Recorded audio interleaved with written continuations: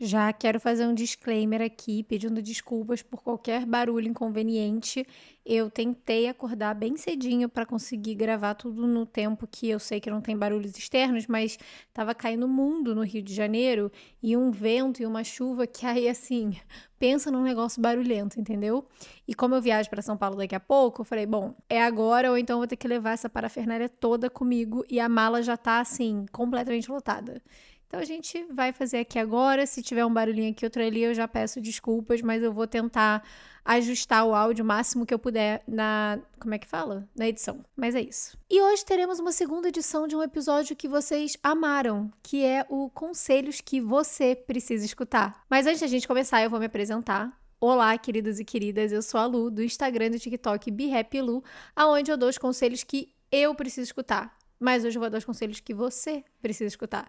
Então eu fui lá no Instagram, se você não me segue no Instagram, pelo amor de Deus, tá? behappy.lu, vai lá me seguir. E eu coloquei uma caixinha de perguntas onde vocês deixaram todas as suas perguntas, dúvidas, causos, reflexões, pra gente conversar aqui num papo de amiga e eu responder o que eu acho que eu posso aconselhar você em determinada situação. Mais uma vez, recebemos um número absurdo de perguntas, ainda mais do que na primeira edição, então não vai ter como eu responder nem um terço, nem um quinto do que estava lá, até porque eu gosto de me esticar nas respostas, infelizmente eu não consigo dar uma resposta simples, sabe? Então vou tentar escolher aqui umas perguntas diferentes, com os assuntos mais diferentes da primeira edição, pra gente ter um balanço aí. Se você não ouviu o primeiro episódio desse, procura aí que tá nessa playlist, conselhos que você precisa escutar. E assim como na primeira edição, a gente vai fazer tudo ao vivo. Eu não li as perguntas, eu só passei o olho, mas eu vou ler aqui ao vivo com vocês, como se fosse realmente uma conversa entre amigas, em que você me manda um negócio, fala, Lu, o que você acha disso? Eu responderia ali no calor do momento. Vai ser exatamente a mesma coisa. Primeira pergunta é, como que você consegue lidar com os imprevistos que a vida traz? Bom, hoje, por exemplo, de manhã foi um ótimo exemplo de imprevisto. Eu tinha certeza que eu ia acordar, eu ia tomar meu café, lavar meu rosto, fazer o negócio e já começar a gravar, mas aí tava chovendo super. Eu realmente achei que eu ia ter que levar tudo para São Paulo e fazer as coisas em São Paulo. Eu acho que a questão dos imprevistos depende de qual é o imprevisto. Tem imprevisto que é um imprevisto fácil de lidar. Esse daqui era teoricamente fácil, era um pouquinho chato que eu ia ter que carregar o negócio pra lá, ia ter que fazer isso hoje à tarde na casa da minha amiga. Enfim, ia demorar um pouquinho, ser um pouquinho mais trabalhoso, mas é um imprevisto que dá pra gente navegar. Tem outros imprevistos da vida que eles são mais difíceis e eu acho que o que acontece é que a gente, na verdade, não é que a gente não consegue lidar com o imprevisto. A gente sempre arranja uma solução para o imprevisto. Ou, 99% das vezes a gente arranja uma solução para o imprevisto. É mais saber lidar com a frustração de alguma coisa não acontecer dentro do seu próprio controle. A questão do imprevisto, ela tem muito a ver com controle. Quanto mais controladora você é, quanto mais você acha que você precisa ter controle sobre tudo, inclusive sobre coisas que você nunca teve controle no primeiro plano daquela situação, mais frustrada você fica e menos você sabe lidar com o imprevisto. Então, vamos supor que você decidiu marcar uma viagem. E aí você tá contando que vai fazer sol. Vai fazer sol, você tá olhando a previsão do tempo, vai fazer sol. No dia anterior à noite, você olha a previsão do tempo, aconteceu alguma coisa louca na previsão e aí vai chover, na verdade, nos 3 primeiros dias da viagem. Os outros 5 dias vai fazer sol, mas os 3 primeiros vai chover e você tinha uma programação muito certa. Tipo, a gente ia na praia tal, a gente ia no beach club tal, a gente ia ver o pôr do sol não sei aonde, a gente ia fazer uma trilha. E aí esses planos vão, meio que por água abaixo, porque o imprevisto que aconteceu é que choveu. E aí você tem 2 cenários. E eu já me vi nos 2. O primeiro cenário é começar a ficar extremamente frustrado porque você se planejou, você fez todos aqueles planos, você foi no Google, você foi no Instagram, você seguiu a menina que tinha o roteiro do não sei aonde, você tava com tudo certo ali, e aí de repente, como assim, ousa chover? E aí você se sente extremamente frustrada porque você teve todo aquele trabalho que você acha que, tipo, foi à toa. E é quase como se você sentisse uma sensação de fracasso em relação a isso, quando na verdade, sim, amiga, não tem como você controlar a previsão do tempo. E então você pode escolher, ficar ali frustrada naquilo e falando, ai, pronto, agora não tem mais o que fazer, não dá pra fazer nada, e ficar naquele mood de estresse, irritada e toda hora meio que reclamando que tá chovendo. E eu já fui essa pessoa, às vezes eu ainda sou essa pessoa, então não tô falando isso como tipo, essa pessoa, eu sou essa pessoa muitas vezes ainda. Ou então você vai olhar para aquele imprevisto de uma maneira.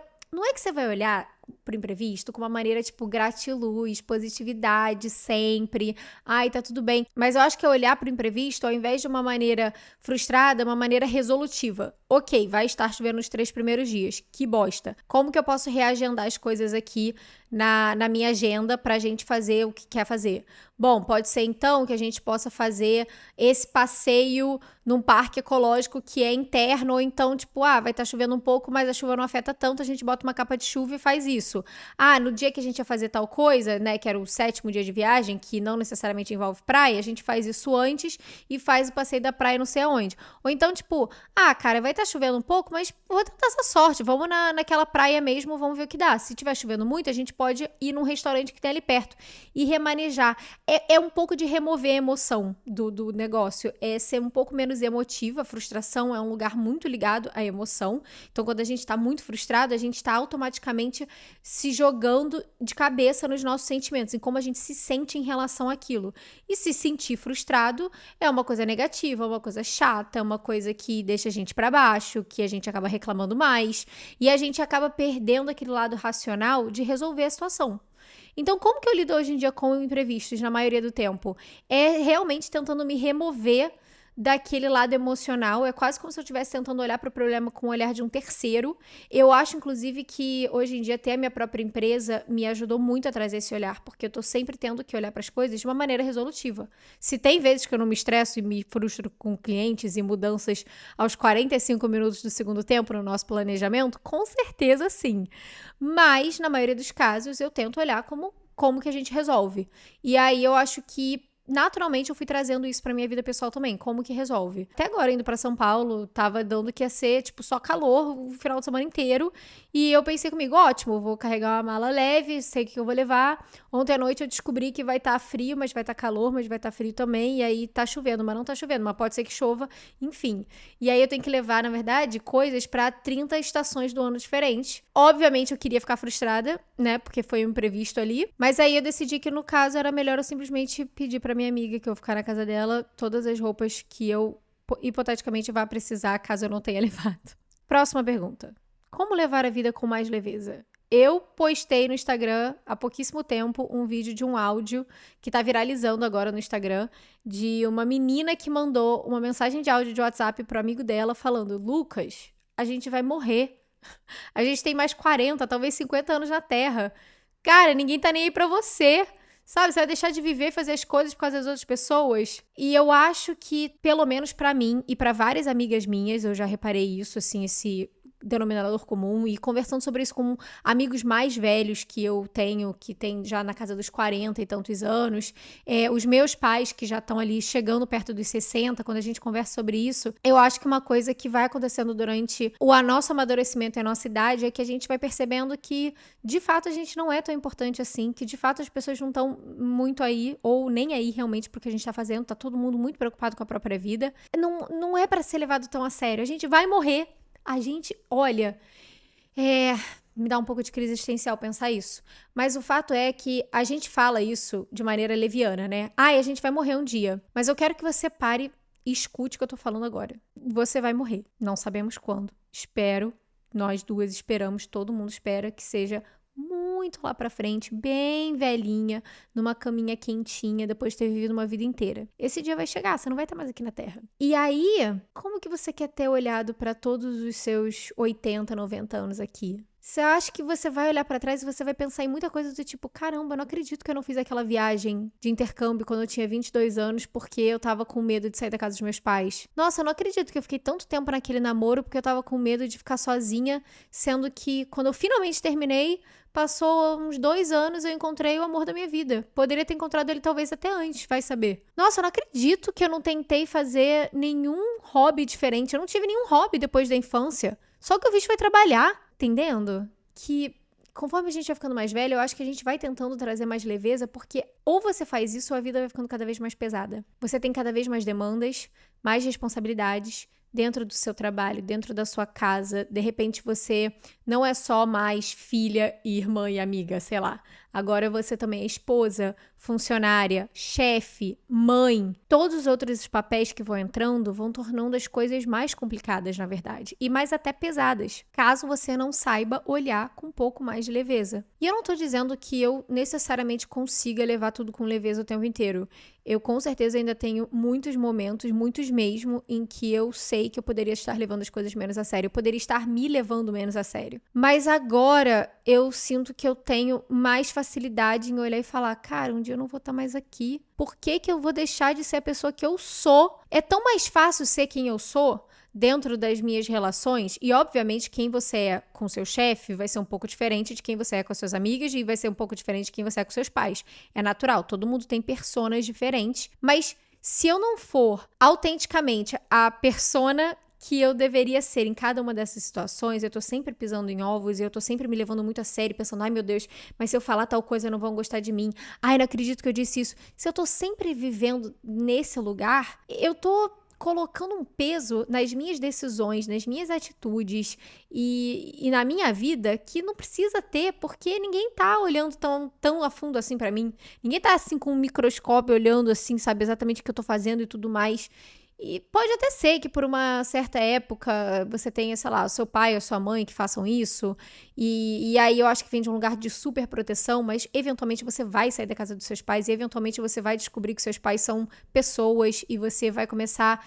Não é que você não vai dar importância para o que eles pensam sobre você ou sobre a opinião deles, mas você vai entender que a opinião deles não é tudo, não diz tudo sobre você. E caso seja um relacionamento, a pessoa que você se relaciona, e essa pessoa que você está se relacionando também te cobra muito, te deixa muito pesada, você vai começar a perceber que na verdade não é um relacionamento sustentável. Eu acho que é por aí, eu acho que a idade vai trazendo essa necessidade de leveza. É quase como se você fosse forçado a escolher. Ou você começa a se levar menos a sério, começa a dar umas respiradas a mais na vida e dar mais risada de si mesmo, ou então você vai ter que simplesmente aceitar o fato de que você vai passar a vida inteira carregando um saco de cimento que vai ficar só cada vez mais pesado e mais pesado e mais pesado. E uma hora, amiga, uma hora você não vai aguentar mais. Próxima pergunta. Você tem algum conselho pra quem entrou agora na fase adulta? Ai, amiga, é só o que eu tenho, né? Se você entrar aí no meu Instagram e no TikTok, você vai ver coisas que eu gostaria de ter ouvido no início dos meus 20 anos. O episódio 5 é só sobre isso.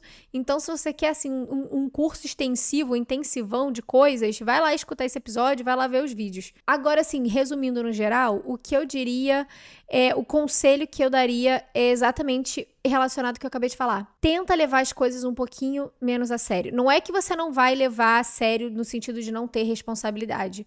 Você vai ter responsabilidade. Mas tenta entender que nada do que você está escolhendo agora tem que ser o que você vai escolher pro resto da vida. Nada que você está fazendo agora é o que você vai bater o martelo e falar tem que ser assim para sempre agora. Você vai experimentar muitas coisas. O início da vida adulta, a vida inteira a gente passa, é um grande experimento. Vamos combinar que a vida inteira é um grande experimento. Mas o iniciozinho ali da vida adulta, você é um bebê adulto, tá? Você tem 1 aninho de vida adulta, 2 aninhos de vida adulta, 0 aninhos de vida adulta. Você tá aprendendo a navegar um mundo totalmente diferente. Então, tenha paciência consigo mesma. Você vai fazer as coisas achando que tá fazendo certo e vai errar. As pessoas mais velhas vão tentar te aconselhar e você não vai querer ouvir. E aí você vai quebrar a cara mais tarde e você fala, putz, deveria ter ouvido antes. Não se culpe tanto por isso, porque todo mundo passa por isso. Eu amo dar esses conselhos, mas eu tenho certeza que 80% deles entram no ouvido e saem pelo outro. Então seja paciente com você mesma nessa jornada e tenta se cobrar um pouco menos no sentido de ter que tomar decisões existenciais. Saiba que, muito provavelmente, as primeiras coisas que você estiver experimentando agora no início da vida adulta não vão ser as coisas que vão fincar na sua vida adulta. Então, muito provavelmente esse primeiro emprego não vai ser o emprego que você vai estar ali vivendo na carreira dos sonhos o tempo inteiro pro resto da vida. Pode ser que seja, mas pode ser que não. Muito provavelmente você ainda vai ter que navegar por relacionamentos diferentes até você encontrar a pessoa certa pra você. Muito provavelmente você vai começar a ver amigas tomando rumos de vida muito diferentes do seu, e aí vocês vão acabar se separando um pouquinho, se afastando, você vai começar a encontrar novos círculos e você vai se sentir perdida. Seja paciente consigo mesmo durante esse processo e tente levar as coisas um pouco menos a sério, porque vai mudar muita coisa mesmo. Tenta não resistir tanto a essas mudanças. O último episódio que eu fiz foi só sobre mudança. Tenta não resistir tanto a essas mudanças, tentar segurar, não, tem que ser assim, sempre foi assim, tem que ser assim. Não.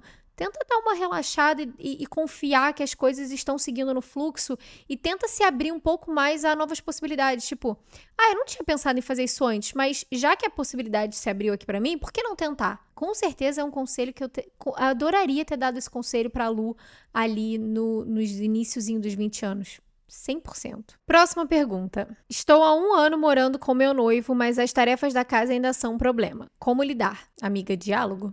É sentar a bundinha, falar, olha só, tem 2 pessoas morando aqui, não é que você tá me ajudando a fazer as coisas, você tem que fazer a sua parte das coisas. Então, vamos combinar um negócio? Vamos trocar aqui o que vai ficar cada um responsável. Eu vou ficar responsável por fazer o jantar, por limpar o banheiro e por tirar o pó da casa. E agora você vai ficar responsável por lavar a louça, lavar a roupa e passar aspirador. Sei lá, tô inventando, tá? Talvez colocar até na porta da geladeira, sabe? Tipo, o que cada um tem que fazer. Porque às vezes, infelizmente, a gente parece que tem que desenhar. Eu acho um absurdo, porque tem que tomar cuidado que a gente não pode querer, né, praticamente estragar o relacionamento alheio. Não é pra você criar um BO em cima do que eu tô te falando, tá bom? Escuta com calma. Mas deixa eu te falar. Ele é um homem adulto. Tá bom? Se você quiser uma criança pra tomar conta, você vai ter o quê? Um filho. Se ele não consegue chegar junto pra cuidar das tarefas da casa pra vocês dois, como que vai ser quando virar pai? Porque aí as responsabilidades só aumentam. Eu não sei se vocês vão querer ter filhos, mas pode ser que queiram. E isso é uma coisa muito importante. Se você quisesse ter uma criança em casa, você teria uma criança. Então, não é pra tratar pisando em ovos. Não é pra tratar do tipo, poxa, amor, você não fez tal coisa. É tipo, olha só, vamos sentar e conversar aqui? E pode ser, sinceramente, eu acho que esse tipo de conversa tem que acontecer quando tá tudo bem. Não é esperar o negócio tá ruim pra começar a falar. Porque aí quando você começa a falar, quando a situação já tá ruim, você já tá estressada, você acaba trazendo uma carga emocional muito grande. E aí você começa a falar coisas ou usar um tom que você talvez não usaria ou falaria se você tivesse ok, numa boa calma. Então, escuta o que eu tô te falando agora, talvez você esteja ficando com um pouquinho de raiva enquanto eu vou falando, pensando, é mesmo, é verdade. Então, não vou falar com ele agora, tá bom? A gente vai respirar e você vai sentar, você vai escrever o que você faz e o que você gostaria de delegar, que você acha justo que seja delegado, que ele é totalmente capaz, porque ele é um homem adulto, então ele pode fazer essas coisas todas. E aí, deixa passar uns 2 dias aí. Vamos supor que seja um jantarzinho que vocês estão fazendo em casa, vocês estão cozinhando e tudo mais. Vocês estão jantando, fala, amor, acabou o jantar? Agora eu tenho que conversar uma coisa com você que é muito importante pra mim.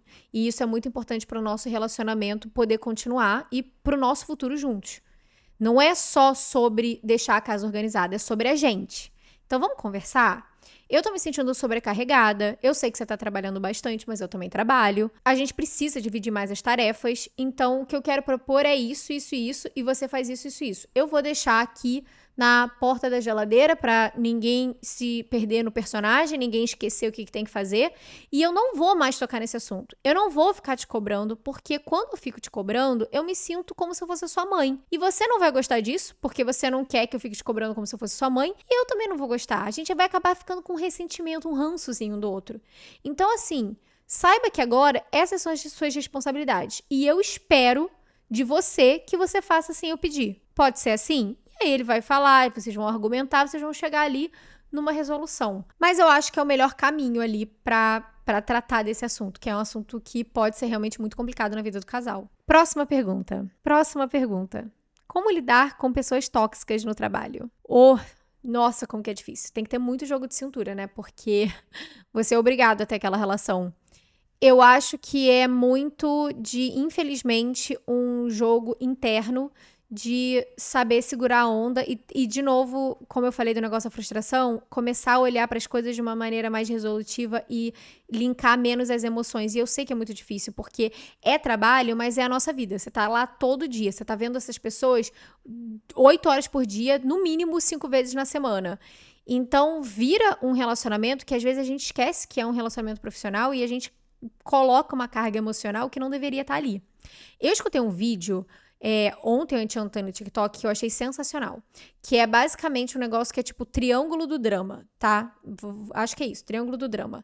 E aí ela fala, uma psicóloga, ela fala que em cada problema que existe, dramático, vão existir 3 tipos de pessoa. Vai existir a pessoa que é o bully, né? Que é aquela pessoa, tipo, que faz um bullying, né? Que é mandona, que fica em cima ali, que é meio até, não agressiva fisicamente, mas, tipo, que tá ali pra brigar, tá bom? Que tá ali pra fazer bullying nos outros. Tem a pessoa que é o herói, então ela vai lá pra resolver e te salvar, e ela quer que você consiga sair daquela situação, ela quer resolver o seu problema. E tem a vítima, que é a pessoa que se coloca naquele lugar de, ai, puxa vida, não tem nada que eu possa fazer. Todos nós somos alguém quando a gente tá entrando numa situação de drama. Um desses três. Pode ser que você seja sempre um tipo só de pessoa, pode ser que você mescle, às vezes, dependendo da situação, entre um e outro, mas todo mundo é um desses três. E aí, o que acontece? Imagina que você tá numa situação de trabalho e você tem uma pessoa que trabalha na sua equipe que ela é o bully. Então, ela é a pessoa que tá sempre ali. Sempre que acontece algum problema, ela quer achar uma pessoa pra culpar. Ela quer culpar os outros, ela não quer carregar a responsabilidade, ela quer se frustrar, ela quer falar de tudo que tava dando errado, ela quer jogar pra cima de você o BO. E aí você pode ser tanto a vítima quanto o herói, né, ali, de querer salvar, ou às vezes ela tá fazendo isso com outra pessoa, você quer salvar aquele colega, mas você... Entenda que o herói, ele não é um herói, tá? Só quero dar um adendo que o herói, ele não é um herói de verdade, porque o herói precisa sempre que a outra pessoa continue naquele lugar de vítima e não necessariamente ajude a empoderar ela. Ele continua botando, diminuindo ela naquele lugar porque ele precisa salvar essa pessoa, então saiba disso. Mas vamos dizer que você é a vítima, tá? Nesse lugar. Então você tá sempre assim, ai, nossa, ai, eu vou chegar já sei que esse problema tá acontecendo, amanhã na reunião ela vai chegar, vai jogar tudo em cima de mim e eu, nossa, não tem nada que eu possa fazer, que droga, que pessoa péssima, odeio meu trabalho, que pessoa tóxica.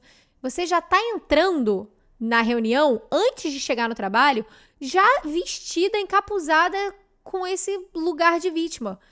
E aí fica aquele cabo de guerra, que ela vai estar jogando a culpa pra você vai estar aceitando aquele papel de vítima, mesmo se sentindo ressentida, e como que resolve?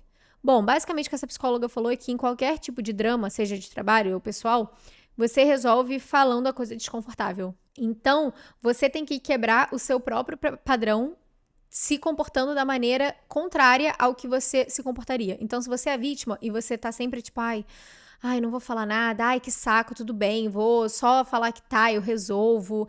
Enfim, você fica naquela situação, aquela posição resignada, você vai em volta virar e falar, olha, a gente vai conversar. Você já vai chegar na reunião e falar, eu sei que a gente tá aqui pra conversar sobre tal problema, eu entendo o que aconteceu, mas eu preciso que a gente entenda o que aconteceu de maneira bastante objetiva. Então vamos sentar aqui, vamos conversar sem emoção e vamos ver o que deu de errado e aonde que entrou a minha culpa e aonde que entrou a sua. E é uma merda, você vai se sentir super desconfortável, você vai começar a suar horrores, mas é o tipo de situação que vai precisar acontecer para você conseguir lidar melhor com aquilo dali. Enfim, eu achei bem legal esse exercício, então fica aí, eu acho que é um jeito bom de tentar lidar com pessoas tóxicas no trabalho.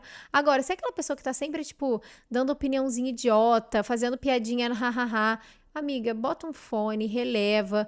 Toda vez que ela fala alguma coisa assim, eu sei que é muito ruim, eu sei que é muito chato, eu sinto muito que você tem que passar por isso, mas só respira e pensa, eu tô aqui só pra ganhar meu dinheiro. Isso aqui não é a minha vida inteira. Isso aqui é parte da minha vida. Essa pessoa não tem a menor importância pra mim. E toca o baile. Porque senão você vai ter que deixar aquilo te consumir pra fora do trabalho. Ninguém quer fazer isso, né? Próxima pergunta.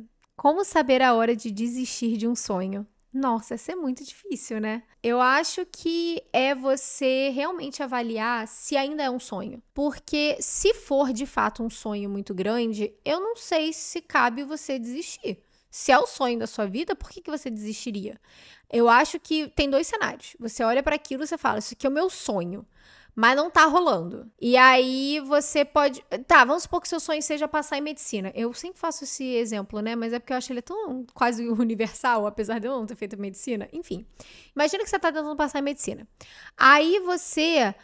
já tentou por 4 ou 5 anos seguidos. Você tá vendo as suas amigas ali passando e começando a faculdade, se formando, e você ainda não conseguiu nem entrar. Aí você tá entrando pro 6º ano de cursinho. Eu acho que nesse caso cabe, né, o exercício, e isso se estende para qualquer outro tipo de sonho. Isso ainda é o meu sonho? Quando eu comecei a sonhar com medicina, eu tinha 15 anos de idade. Quem eu era com 15 anos de idade? Por que eu quis fazer medicina naquela época. Talvez tenha sido porque no almoço de família meu pai falou, você ia ser uma ótima médica, eu acho que você tem tudo a ver com médica. E aí você comprou aquele sonho quando você tinha 15 anos, porque você era um neném e você queria muito, né, tipo, nossa, se seu pai falou isso, seu pai é uma pessoa que você ama muito e ele sabe que é melhor pra você, então você comprou aquela ideia, mas na verdade, no fundo, você nunca refletiu se de fato você queria aquilo. Ou então pode ser que de fato você sinta dentro de você essa coisa de querer ajudar pessoas, curar pessoas, você é boa com isso, você é empática, você gosta de estar ali tentando ajudar, tentando impactar vidas de uma maneira mais profunda, aí ok, beleza, então continua sendo um sonho super relevante. Se é um sonho super relevante, aí é realmente redesenhado, tipo, o que eu fiz até agora que tem dado certo em relação aos meus estudos e ao equilíbrio da minha vida, e o que eu acho que pode melhorar ou eu posso fazer diferente. E aí é realmente ir cirúrgica ali na parte mais metódica e até prática daquilo, sabe? Na parte de ação mesmo. Então pode ser que você esteja tentando estudar, às vezes até demais. Às vezes você já tá tão estressada na hora de você começar a prova que isso acaba impactando a sua performance na prova, né?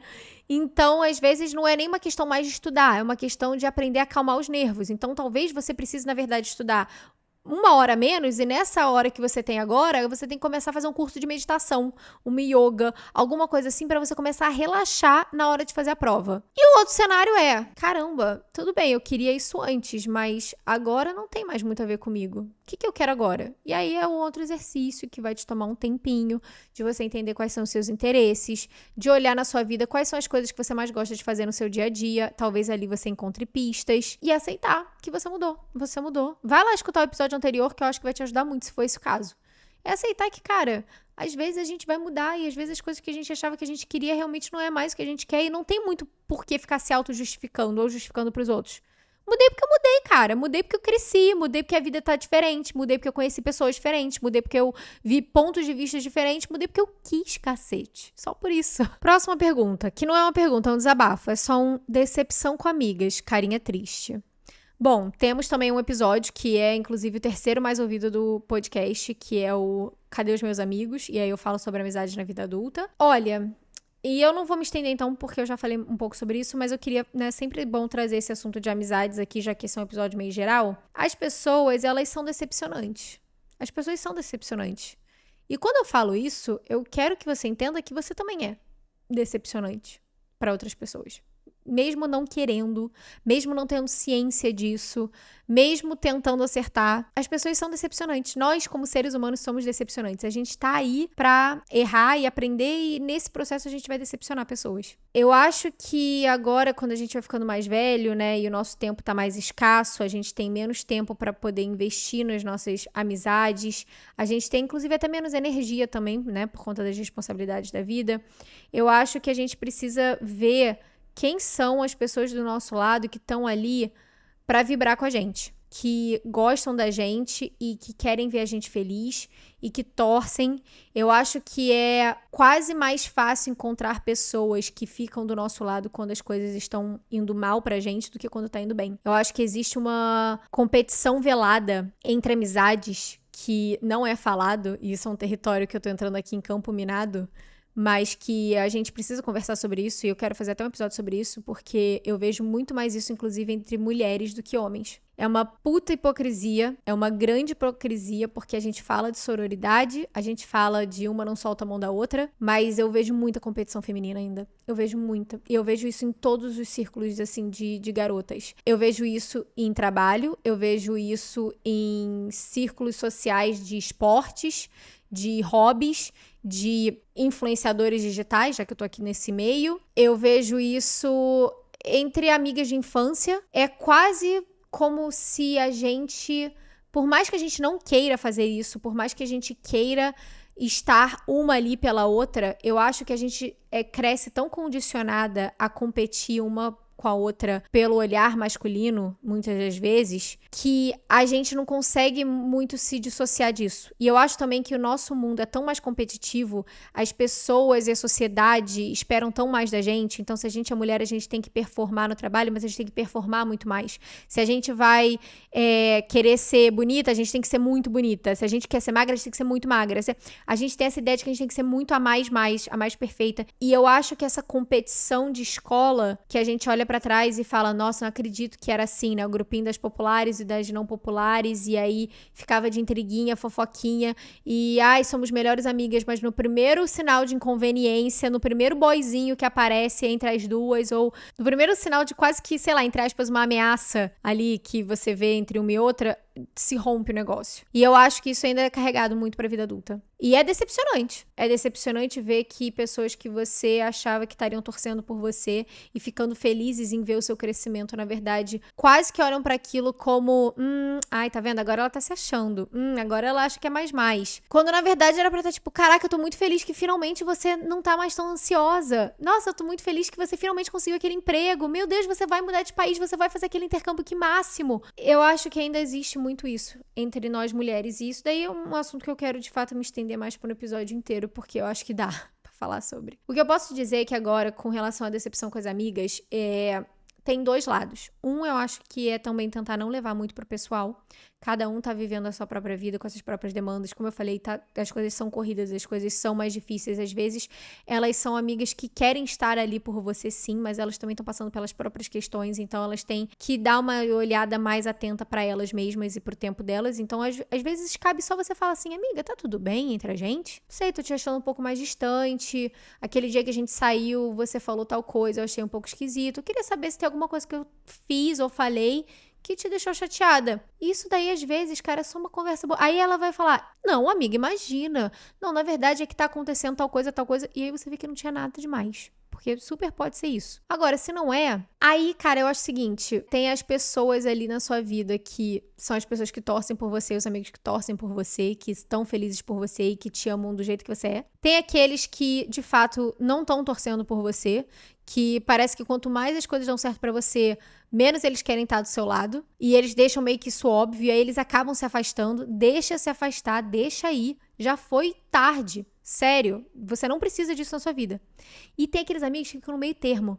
Que a pessoa continua sua amiga por conveniência. Porque ela acha que, já que a gente sempre foi amiga, então tá bom, né? Então acho que a gente pode continuar sendo amiga mesmo. Mas ela não tá realmente torcendo por você. Ela não tá realmente vibrando as suas conquistas. Ela não tá também dividindo as dela. Ela vai te chamar pro aniversário dela por conveniência pra encher cadeira. Mas ela não quer realmente que você esteja ali no aniversário dela. Você tá entendendo? Esse tipo de pessoa também a gente pode liberar. Pode liberar. E aí a gente tem o quê? Espaço pra trazer mais pessoas do primeiro grupinho que vão vibrar pela gente. Não é só porque alguém foi a sua amiga a vida inteira que precisa continuar sendo pelo resto da sua vida. Você já viveu uma vida inteira, mas você tem outra vida inteira pra viver. Você pode encontrar novas pessoas ao longo do caminho. Essa próxima pergunta vai ser um combo, porque tem várias aqui muito parecidas. Tem uma que diz: como ter forças pra deixar pra trás um relacionamento tóxico? A outra: como me sentir digna de amor depois do fim de uma relação tóxica? E a outra: Lu, você já teve um relacionamento tóxico? Como que você lidou com isso? Vou começar pela última. Eu não sinto que eu tive um relacionamento tóxico, tá? Em relação a namoros, assim, né? Eu tive mini relacionamentos com vários garotos antes de eu conhecer o meu marido, o Steve. Alguns desses mini relacionamentos eu acho que com certeza foram tóxicos, mas assim, foram tão breves, eu saí tão rápido daquela situação, ou porque eu quis sair, ou porque a outra pessoa acabou me dando um pé na bunda ali antes que aquilo virasse alguma coisa, que eu nem considero muito que tenha sido um relacionamento tóxico, porque não chegou a ser um relacionamento, foi só tóxico. E com relação aos meninos que eu namorei antes do Steve, eu tive 2 namoros que eu considero que foram tipo os 2 namoros que eu tive antes de conhecer o Steve. E eu não vejo nenhum dos dois como tendo sido tóxico, tiveram seus defeitos. Também a gente era criança, né? Tipo, o primeiro relacionamento eu tinha 15, 16 anos. O outro eu tava com 17, 18. Se poderiam ter acontecido coisas de uma maneira muito mais saudável, muito mais responsável, com responsabilidade afetiva, sim. Mas a gente tinha 15, 16, 17, 18 anos. Ninguém tinha responsabilidade afetiva, ninguém sabia nem o que era isso naquela época. Então não tem muito como eu ficar cobrando essas pessoas hoje em dia. E, sinceramente, eu vejo os dois e a vida que os dois estão tocando, seguindo hoje em dia, desses dois ex-namorados, não tenho convívio nenhum, mas eu desejo tudo de bom, sabe? Realmente não tenho nenhuma mágoa mais. com relação aos namoros. Então, eu não consigo te dizer que eu tive um relacionamento tóxico. Não do jeito que eu vi outras amigas tendo. Quando eu comparo os relacionamentos que eu tive com os relacionamentos de outras amigas, não é que eu tô minimizando as coisinhas erradas dos meus relacionamentos.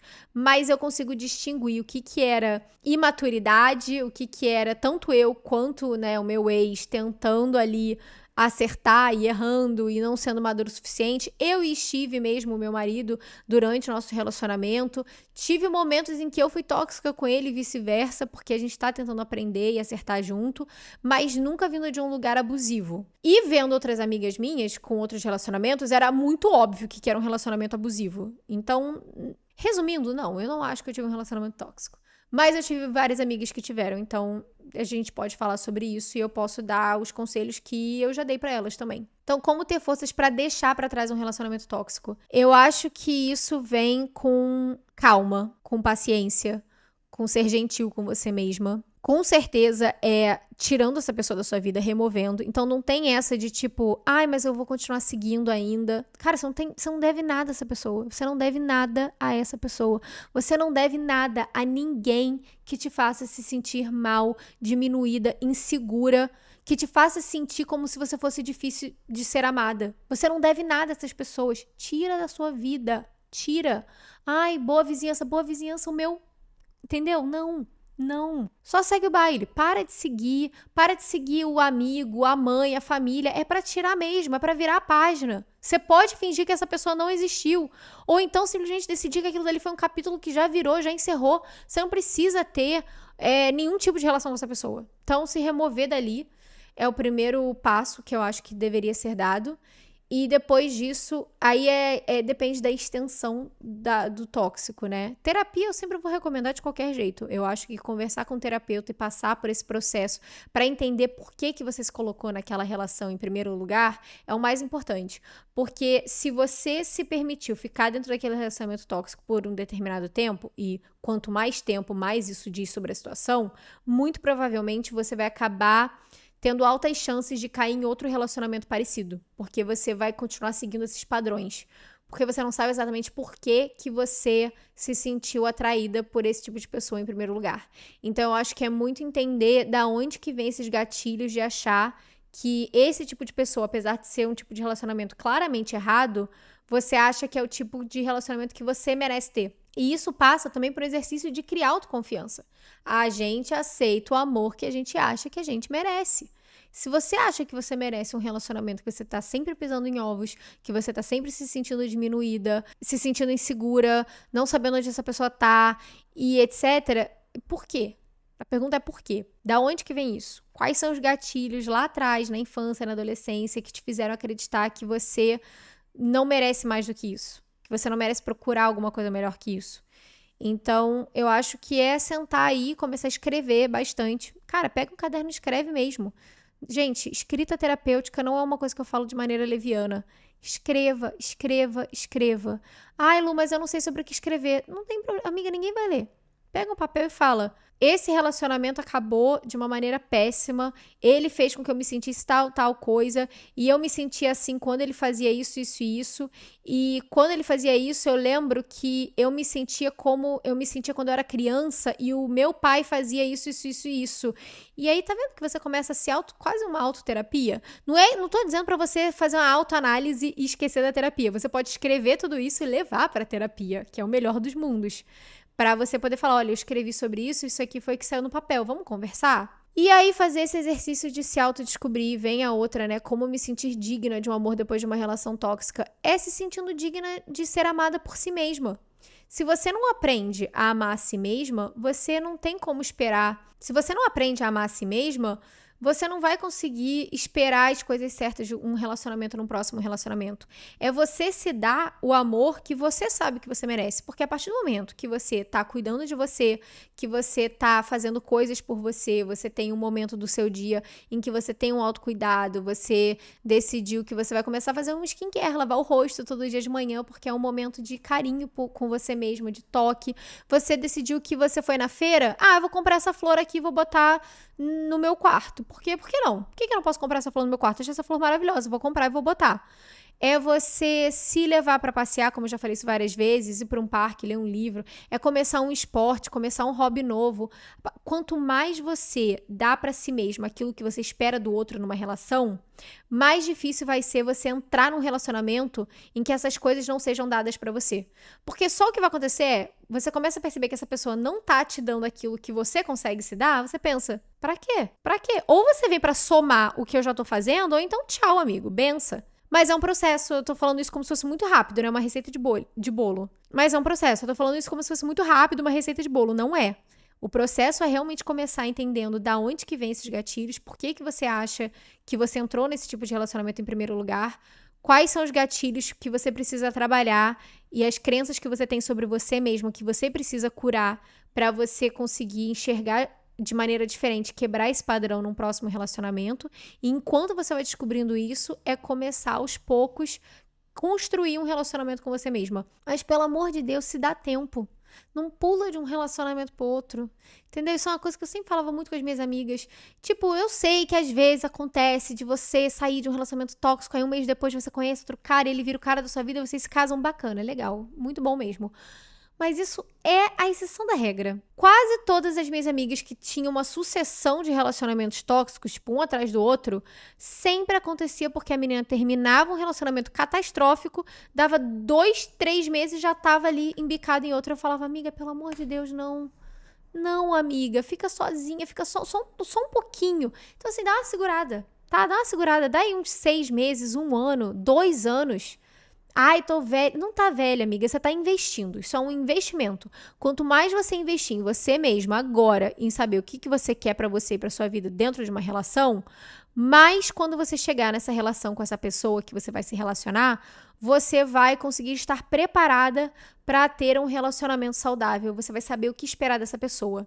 E aí, outro disclaimer que eu quero fazer é que quando eu digo relacionamento, pessoa, parceiro, parceira, eu estou tentando falar aqui de relacionamentos no geral, tá bom? Então, não tô tentando falar aqui sobre relacionamentos heterossexuais apenas. Eu sei que às vezes eu caio nesse lugar porque eu sou uma mulher heterossexual e eu acho que existem, né, toda essa coisa de cultura de relacionamento tóxico vindo de relacionamentos heterossexuais, né, cis, mas saiba que eu tô tentando melhorar, tô tentando falar pessoa ou parceiro, parceira, pra você se sentir representado, independente do tipo de relacionamento que você tenha. Próxima pergunta. Lu, fala um pouco sobre os seus bons hábitos além da corrida e da escrita terapêutica. Cara, bons hábitos, eu acho que eu falei bastante sobre isso no episódio de autocuidado consciente, é fazer aquilo que você precisa fazer, mesmo quando você não quer fazer.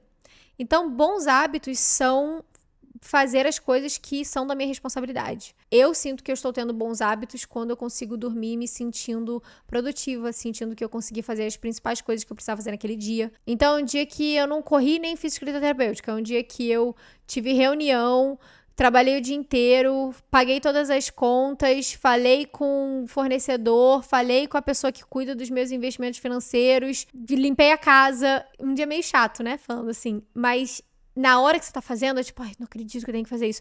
Mas depois que você faz, o sentimento de alma lavada, de missão cumprida, de dever cumprido, é muito maravilhoso. Então, eu acho que os bons hábitos que eu tenho, no geral, que vão além, né, dessas coisas mais de autocuidado, skincare, corrida, escrita terapêutica, que são coisas que eu gosto de fazer, é fazer o que eu preciso fazer, mesmo não gostando. Bom, é isso.